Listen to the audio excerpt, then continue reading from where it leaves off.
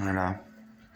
Je vous ressors une de mes tirades, on va dire, période Miel de l'info, où vous avez fait ma marionnette. La question c'était sur les rêves. Je sais plus trop comment le journaliste m'avait amené ça, mais c'est en gros ce qu'il faut laisser les gens rêver. Mon père, qui est prophète d'Éphèse, un des 7 prophètes de l'Apocalypse, lui répondrait oui, il faut laisser les gens rêver.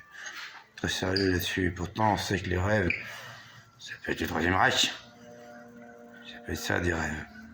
Pourtant, moi je dirais quelque chose de sacré, assez basiquement dans un rêve. Quelqu'un qui est capable de se sacrifier, je ne sais pas comment dire ça.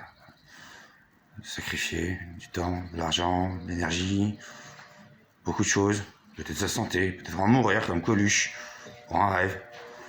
Un rêve aussi con que les Restos du Cœur. Un rêve aussi con, je dis bien, parce que franchement, les Restos du Cœur, je trouvais ça sublime, juste que les gens ils aient quoi bouffer en France. Et dans d'autres pays un petit peu. C'est du sublime ça. J'appelle ça du normal moi. On n'est pas dans un univers normal. Il a fallu les Restos du Cœur comme d'autres choses, comme la Croix-Rouge française, des choses comme ça. Pour arriver à quelque chose de normal. On appelle ça de la charité. On appelle ça donc de l'exceptionnel. C'est exceptionnel d'ailleurs sandwicher quelqu'un pour éviter qu'il meure de faim. C'est exceptionnel hein, pour un humain. Tellement vous êtes barrés dans l'égoïsme les gens. Bref. Les rêves. Moi je disais juste à cette époque-là, il faut toujours soutenir quelqu'un qui a un rêve. Même Hitler quelque part. La base de son rêve, c'était de redonner aux Allemands qui s'étaient fait exproprier. Il y en a 2 millions qui se sont fait exproprier dans ces eaux-là par des Hébreux qui leur avaient fait un contrat truqué. Son rêve, c'était de leur redonner ce qu'ils avaient perdu. Ce qu'il a fait. Puis il est responsable d'à peu près plus de 600 millions de morts aussi. Ça a dérivé son idée. De 2 millions de personnes repropriées, on va dire, qui ont retrouvé ce qu'ils avaient perdu. On a passé les 600 millions de morts après une guerre, des exactions ignobles. C'est ça aussi, parce que le 3e jour, je le rappelle, Hitler, son truc, c'était de chier dans la bouche de sa cousine, après l'avoir pénétré. Ce jour-là, je dis après, je vais tranquillement comme ça, son bureau, et puis, il y a encore Gélie, qui fait dans mon bureau, et Gélie, il avait piqué son loucheur, elle s'est shootée devant lui. Alors Hitler, c'était la seule femme qu'il a vraiment aimée en fait. C'était sa cousine, c'était Gélie. Ça, c'était le 3e jour de son accession au pouvoir. Ça a duré dans les 11 années, mais il faut rajouter une année avec le Japon. Avant que le Japon ferme sa gueule. Le Japon qui était quand même extrêmement agressif également. Peut-être pire que les nazis au niveau des expérimentations sauvages, féroces faites sur les Chinois. Ça, c'est les histoires entre les Japonais et les Chinois, bref. Même ce rêve-là, quelque part. Le rêve d'Hirohito, quelque part. Ça a donné, dans la Troïka, il y a le Japon maintenant. Ouais, des 3 grosses puissances, à mon avis, il y a le Japon.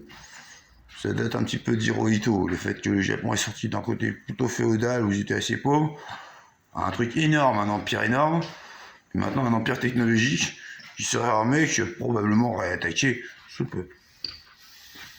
C'est comme ça, c'est le rêve d'une nation. Le rêve pour un japonais, je suis pas japonais, j'étais Gojira, mais pour un japonais. Le rêve, c'est l'hégémonie. Comme ça, les Japonais, il faut être du Japan partout. Japan. Voilà. Ils sont comme ça. Ça changera pas. Les Russes, si eux, c'est un mec au pouvoir, éventuellement une meuf, c'est Catherine la Grande. Mais je suis à peu près la seule qui y soit arrivée. Et elle était extrêmement ferme. Bon. Mais sinon, c'est un mec au pouvoir extrêmement fort, qui unit tous les Russes. Ils sont à peu près une centaine de peuples interfédérés. C'est immense, la Russie. Il faut juste un mec qui claque tout le monde. Ça, c'est les Russes. Bon. Les Français, nous, on est quoi? Finalement, on a été Français vraiment sous M. Chirac. Moi, je vous dirais. Français, c'est la classe. Français, c'est ça, c'est la politesse, la courtoisie, la chevalerie, la classe, quoi. La classe, elle est française. C'est pour ça que la mode, c'est plutôt français. C'est pour ça que même la bourse, à la limite, on est quand même allé à New York, avec Euronext. C'est la classe française. En cerveau, on est classieux. En spécialiste, on en a beaucoup. Le reste, c'est les Chinois qui les ont. Et la Chine et la France, ça fait une éternité qu'on bosse ensemble. Déjà. Comme quoi, la franco-chinoise, un jour, ce sera peut-être la fin. La fin, le début de quelque chose. Qui sait? C'est peut-être un rêve, la franco-chinoise. Tu vois, je délire. La franco-chinoise, elle existe. Par exemple, elle s'appelle Cécile. Ou Céline. Et ça va. Dans un café du bourg. Avant, si c'était des gens, dans le café du bourg, tu te faisais violer parce que tu te fais bourrer de cul au café du bourg. Les Chinois, ils savaient même pas ça. Ils avaient repris depuis des mois. Quand ils ont compris ça, ouais, c'était ça ici. Ils étaient marbrés dans votre tête, ils sont des Chinois. Les Chinois, juste, ils reprennent des bars. Ils savent pas à quel point c'était des starbés avant. Juste, ils vendent des trucs. Et puis en plus, ils font ça avec une sorte de classe. C'est la classe chinoise. Il est sage, le chinois. Pas sage forcément, il fait pas de conneries, mais il est sage. Il sait lire. Il est discipliné. Il est rarement plus discipliné et plus cultivé qu'un chinois. Le moindre chinois, il vous rétame en culture, en discipline, en chi, qui est dans le ninja. Si vous voulez bien prononcer, c'est du ching. Un chinois. C'est francisé en chinois. Et encore, ça fait un jeu de mots. J'ai fait une noix avec le chi dedans. Bref, ces histoires de rêve, quoi. C'est juste ça que je voulais dire. Là, ce jour-là, quand mon journaliste m'a dit, c'est un peu comme Kerry James. Si vous voyez cette playlist, elle commence, elle se finit un petit peu par du Kerry James. Kerry James encore. Probablement l'un des meilleurs poètes qu'on ait eu. Je l'ai rencontré, évidemment. Puis avec qui il était, avec ces gamins palestiniens. Et c'est Arafat, je crois, il était mort. Il avait juste scroqué des milliards sur son compte à la Palestine. Ça l'a pas empêché de claquer, d'aller en enfer. Les milliards qu'il a escroqué, qui étaient pour la Palestine, je vais juste refaire le chèque, hein. Attendez, je vais refaire le chèque. Il mettait son numéro de compte, ça allait sur son compte. C'était ça, Yasser Arafat. Les Palestiniens, ils n'ont rien eu, hein. C'était tout pour la gueule à Yasser Arafat. C'est pour ça qu'il est en enfer, ce temps de jour.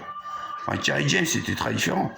Kerry James, quand je me suis pointé, bon, il était avec ses gamins. Il a des trucs sur les Hébreux, ça se trouve, il est du côté des Hébreux, tout ça, tout ça. Ils étaient un petit peu méfiants. Ouais, c'est à peine parce qu'ils s'étaient fait exproprier et leurs parents, ils étaient morts. Qu'ils étaient autour de Kerry James, parce que lui, au moins, il les nourrissait à travers des spectacles où il les faisait chanter. Tout ce qu'il leur demandait, c'est d'avoir un briquet et qui est autour de Kerry James, c'est d'allumer le briquet à la fin du spectacle. Je trouve ça beau. C'est Kerry James, il est comme ça. Bon, là, dernièrement, je me suis tenu au courant. Il a quand même son association ACES. Très bien, bon acronyme aussi. Apprendre, comprendre, entreprendre et servir. Dans un programme, c'est juste ça. Ah, là, il n'y a pas d'exuisiaques pédophiles. Là, il n'y a pas, je sais pas, des psychiatres cannibales. Non. C'est juste question de rêve. C'est ça que j'avais annoncé un petit peu lors du siège des Games de l'info. Bon. Les rêves. Les gamins, ils en font. Par exemple. Ah, ils sont à 14 ans, et ils ont ça comme rêve. Par exemple, ils vont à un garage. J'ai un truc, un garage à moto. C'est mon rêve. Il y en a un autre, il veut construire une péniche. Modèle 1/10, une grosse péniche. Hein, c'est son rêve. Le problème, et ce que je disais lors de cette interview, c'est les rêves. Le problème, c'est de découragement, tout simplement. Il faut du courage pour accomplir un rêve. On peut être découragé. Il faut lutter contre le découragement. Pas abandonner un rêve. Même si c'est un truc de chier père comme le Troisième Reich. Faut pas inventer, faut pas abandonner un rêve. C'est ce qui nous définit. C'est ce qui fait qu'on vaut le coup. Ce qui vaut le coup, c'est pas d'aller à un taf de merde pour apporter un petit peu d'argent, pour se payer une blanquette le soir, hein. Chauffable au micro-ondes. Ça, c'est un petit peu pérave comme vie. C'est plutôt les rêves. C'est plutôt si tu veux un garage pour moto. Pourquoi pas? Moi, je voulais bien être metteur en scène chez les Gothiques, je l'ai été. C'est plutôt si tu veux une grosse péniche. Échelle 1/10. C'est son truc. Avant de traiter con un mec qui veut faire une péniche, j'ai essayé de faire une péniche. Avec tous les morceaux de bois au millimètre près que ça fait la péniche. Une vraie péniche. Ou un dixième. C'est très très très dur. Ouais, il est arrivé Charles Bouvi, ça je le sais. Il a eu sa péniche. Et voilà. Je suis peut-être content sur la scène. Il fait flotter sa péniche avec ses moteurs. Il travaillait pour ça. Il a du courage pour ça. Il s'est pas découragé pour ça. Mais moi, quand il m'en a parlé, je me suis pas marré. Ça peut être sympa. Bon, il en parlait tout le temps de sa péniche. Il était un peu chiant là-dessus. Mais c'est comme ça. C'est ceux qui rêvent. Ils parlent de leurs rêves. C'est ça que je leur ai dit. Comme Kerry James, un petit peu. Encore Kerry James. Avec son assaut. Juste les gamins, ils ont des rêves. Ah ouais. Et puis ils s'interrogent. Ouais, peut-être que ça marchera pas. Peut-être que je suis nul. Juste Kerry James, il trouve les mots. Comme un bon pédagogue. Pour leur faire reprendre reprendre du service pour leur putain de rêve. Non, tu t'arrêtes pas là. Ça se trouve, c'est bien. Quelque chose comme ça, il doit leur dire. Et puis voilà. Si vous avez mieux, je suis preneur. En attendant, pour moi, ce serait ça le sens de l'existence.